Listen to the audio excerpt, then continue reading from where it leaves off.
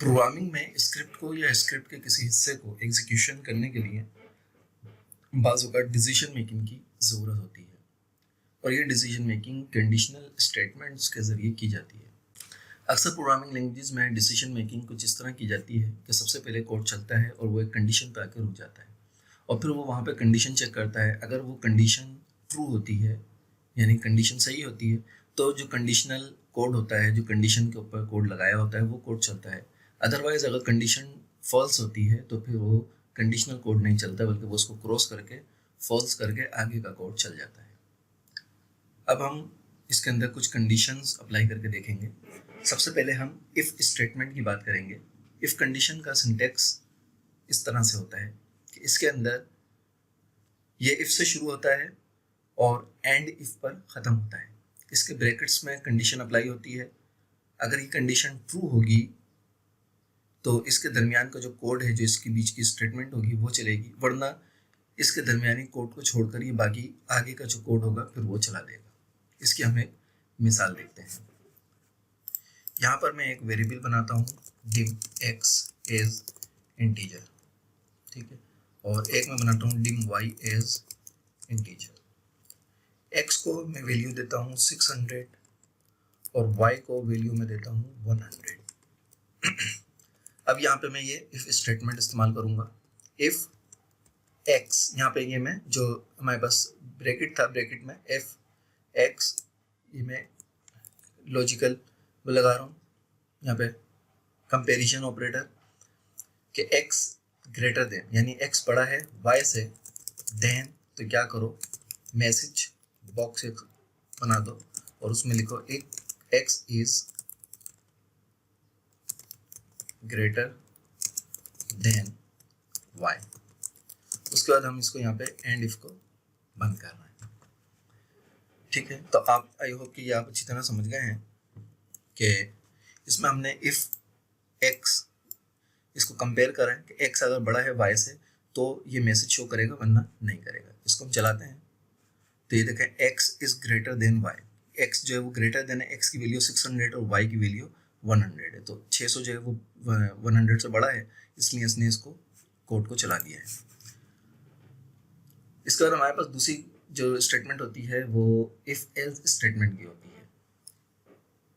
इसका सिंटेक्स आप देखें तो इसके अंदर इफ, फिर उसके बाद हम कंडीशन चेक करते हैं, उसके बाद स्टेटमेंट 1 एक हमारी पर चलती है अगर कंडीशन ट्रू होगी, फिर एल्स के बाद वो कंडीशन कि अगर ये कंडीशन फॉल्स हो जाए तो फिर कौन सी कंडीशन चलाएंगे, वो स्टेटमेंट 2 में आती है। उसके बाद एंड इफ पे हम उसको बंद कर देते हैं। तो इसी मिसाल के अंदर हम इसको एल्स इफ कर देते हैं।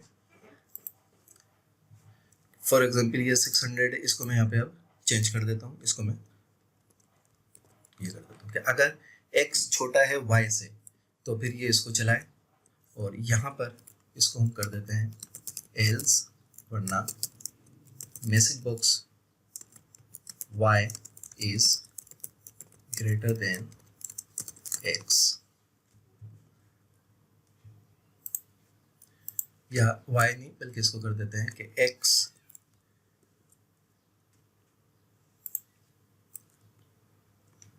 Not greater than y। ये अब देख रहा है कि x छोटा है y से।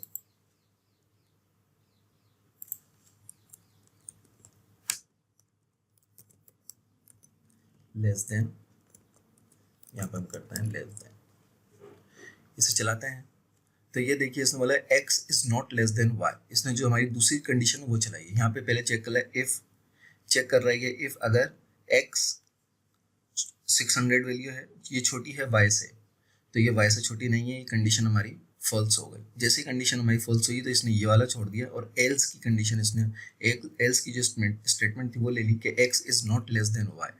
x जो है वो y से छोटा नहीं है, ठीक है। इसके बाद हमारे पास एक और स्टेटमेंट आती है इफ एल्स, ठीक है, उसको हम कहते हैं इफ एल्स। इसका स्टेटमेंट हमारे पास, इसका सिंटेक्स कुछ यूँ होता है कि इफ, बाकी सब वही है, बुलियन एक्सप्रेशन, देन स्टेटमेंट 1, फिर हम एक और एल्स इफ लगाते हैं कि अगर ये कंडीशन नहीं चले तो ये वाली कंडीशन, अगर ये कंडीशन भी ना हो तो फिर ये एल्स इफ की वाली कंडीशन, तीसरी कंडीशन ये भी ना चले तो फिर अदरवाइज दे एल्स, फिर ये चौथी कंडीशन जो है वो ये चलेगी। ठीक है, इसके अंदर हम इस तरीके से इसको देखते हैं। जो लास्ट वाली होती है ये बाय डिफ़ॉल्ट होती है, ये स्टेटमेंट तो फिर हर हाल में चलती ही है, कंडीशन फिर वो अप्लाई हो या ना हो। इसको मैं बराबर कर देता हूँ 600 कर देता हूँ। ठीक है, एल्स इफ कर देता हूँ यहाँ पे, एल्स इफ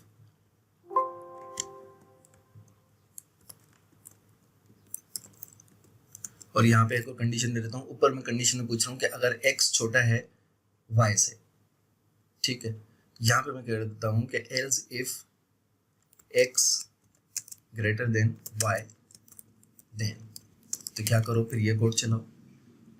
उसके बाद अदरवाइज यहाँ पे फिर बोलना एल्स हम चला रहे हैं कि एल्स में ये चलाएगा message box x and y are equal. ठीक है, ये देखें एक कंडीशन चली, इफ अगर x छोटा है y से तो फिर ये लिखेगा कि x is less than y, वरना ये चेक करें अगर x बड़ा है y से तो ये लिखेगा x is not less than y, वरना ये भी बोल रहा है कि x और y बराबर है। ठीक है, इसको हम चलाते हैं, देखते हैं। तो ये देखें बाय डिफ़ॉल्ट जो हमने इसको दिया हुआ है, दोनों कंडीशन फॉल्स हो चुकी हैं, तो बाय डिफ़ॉल्ट जो है इसने ले लिया x and y are equal, x and y are equal. इसी तरह इसके में हमारे पास जो फिर आखिर में आता है वो आता है नेस्टेड इफ। नेस्टेड इफ होता है एक इफ के अंदर हम मुख्तलिफ इफ को इस्तेमाल करें। इसका सिंटेक्स कुछ ऐसे होता है कि एक इफ है, उसकी हमने कंडीशन ट्रू करी, उसकी हमने कंडीशन अप्लाई करी, अगर वो कंडीशन ट्रू हो जाती है तो एक स्टेटमेंट चलता है, उसके बाद फिर एक और कंडीशन उसके अंदर इफ़ की हम लगाते हैं और उसकी कंडीशन चेक करते हैं, और फिर उसके अंदर मज़ीद कंडीशन हम उसके अंदर चेक कर सकते हैं। ठीक है, तो ये हमारे पास इस तरह इफ एल्स यानी एक इफ़ के अंदर दूसरा इफ़ में तीसरा इफ़ इस तरह लगा होता है, उसको हम नेस्टेड इफ़ कहते हैं।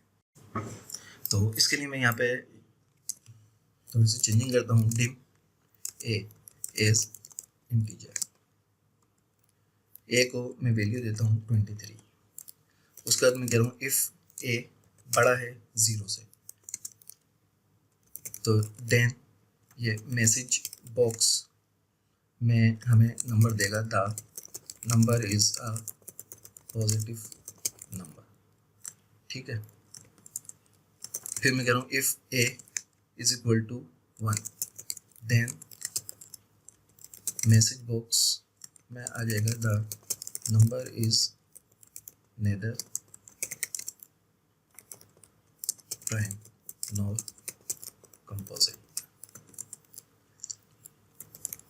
Else if A is equal to 2, then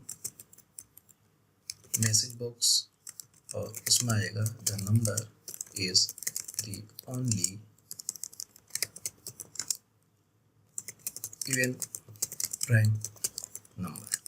ठीक है, फिर हम इसमें दे रहे हैं else if A is equal to 3, then message box और उसमें ये कहेगा the number is the least odd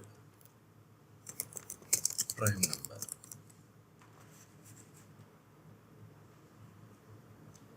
फिर यहाँ पे हम इसको कहते हैं एल्स, वरना मैसेज बॉक्स में ये कहेगा कि द नंबर इज नॉट 0, 1, 2 और 3। यहाँ पे हम एंड इफ को ख़त्म कर देते हैं, इसको सेव करते हैं। उसके बाद हम दोबारा इसमें एल्स इफ लगाएंगे, एल्स इफ, और हम यहाँ कहेंगे ए बड़ा है, ए छोटा है 0 से, देन ये मैसेज बॉक्स होगा the number is negative number, else message box the number is 0। यहाँ पे हम एंड इफ कर देंगे। ये देखिए, मैं अभी आपको इसको समझाता हूँ कि ये हमने एक इफ लगाई और यहाँ पे हमने इससे पूछा, यहाँ से यहाँ तक हम इसको आगे बढ़ा देते हैं।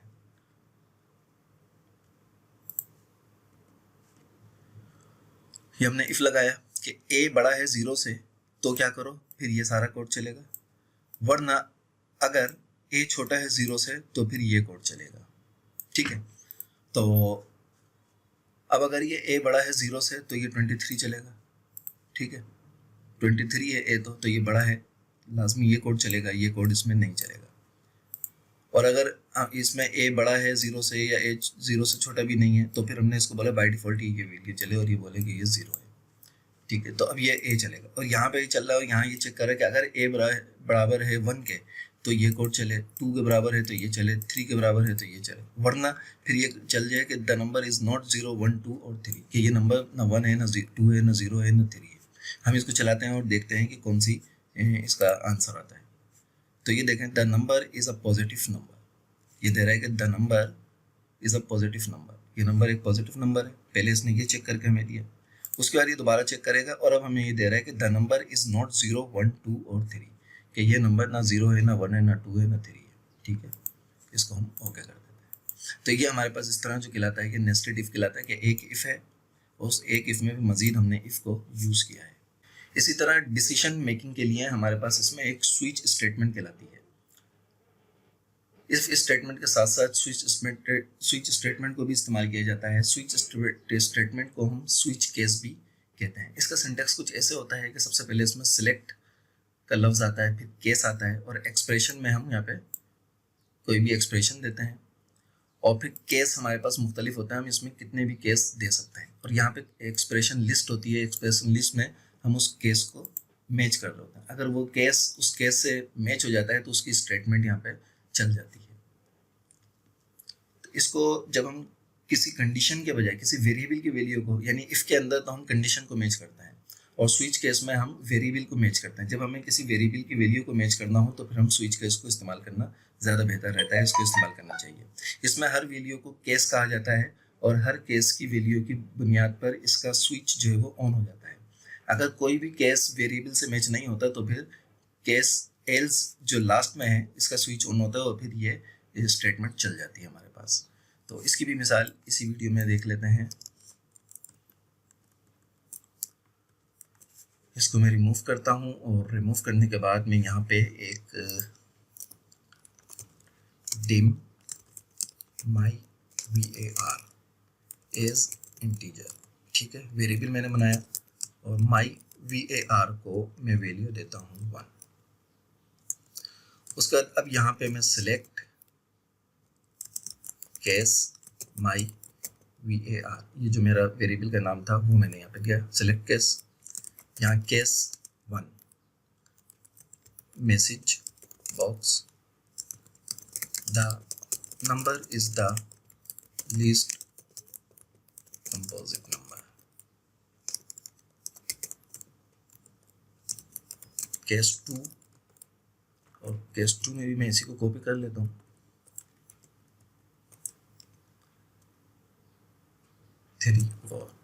देखें, तो जब अगर केस 2 होता है, यानी जो यहाँ पे केस है माई वेरिएबल, इसकी वैल्यू यहाँ पे लेगा और देखेगा इसकी वैल्यू 1 है तो ये इस मैसेज बॉक्स को चलाएगा, देखेगा इसकी वैल्यू अगर 2 है तो इस मैसेज बॉक्स को चलाएगा और इस मैसेज बॉक्स पे मैं इसको कर देता हूँ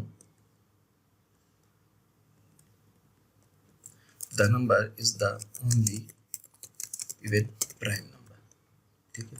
इसी तरह यहाँ पे मैं इसको कर देता हूँ कि is the least odd prime number, ठीक है। उसके बाद यहाँ पे इसको मैं ख़त्म करना चाहता हूँ तो यहाँ पे केस एल्स में इसको कर देता हूँ, केस एल्स, और यहाँ पे मैसेज में इसको मैं कह देता हूँ कि ये जो है एक अननोन नंबर है। इसको सेव करते हैं और इसके बाद यहाँ पे मैं इसको एंड सेलेक्ट कर देता हूँ, सेव करता हूँ। तो आप ये देखें कि एक वेरिएबल मैंने बनाया जिसको एक वैल्यू दी, उसके बाद मैंने सिलेक्ट केस और उसके अंदर यहाँ पे मैंने माई वेरिएबल की वैल्यू दी। अब ये यहाँ पे चेक करेगा, केस चेक करेगा कि माई वेरिएबल की वैल्यू क्या है। अगर इसकी वैल्यू 1 होती है तो ये लाइन कोड चला देगा, 2 होगी तो ये कोड चलाएगा, और अगर यहाँ पे इसकी वैल्यू 3 होगी तो ये कोड चलाएगा। अगर 1, 2, 3 कोई भी नहीं मिलेगी तो ये लास्ट वाली जो है बाई डिफ़ॉल्ट जो होगा वो चला देगा कि ये अननोन नंबर है। इसको सेव करते हैं, सेव करके इसको चलाते हैं तो ये देखें इसने 1 जो है the number is the least composite number, इसने 1 वाली वैल्यू चला दी है। इसी तरह हम यहाँ पे इसको 2 कर देते हैं, 2 करके इसको चलाएं तो इवन प्राइम नंबर, ठीक है। अगर इसको 3 करके चलाएंगे तो ये हमें ऑड प्राइम नंबर शो करेगा, ऑड प्राइम नंबर। और अगर इसको हम 0 कर देते हैं या 3 से ऊपर कुछ भी नंबर दे देते हैं तो ये अननोन नंबर हमें शो कर रहा है। तो आई होप कि आप समझ गए होंगे कि स्विच केस इसमें किस तरह इस्तेमाल किया जाता है कंडीशन वेरिएबल के लिए चेक करने के लिए, और इफ स्टेटमेंट कैसे यूज़ किया जाता है।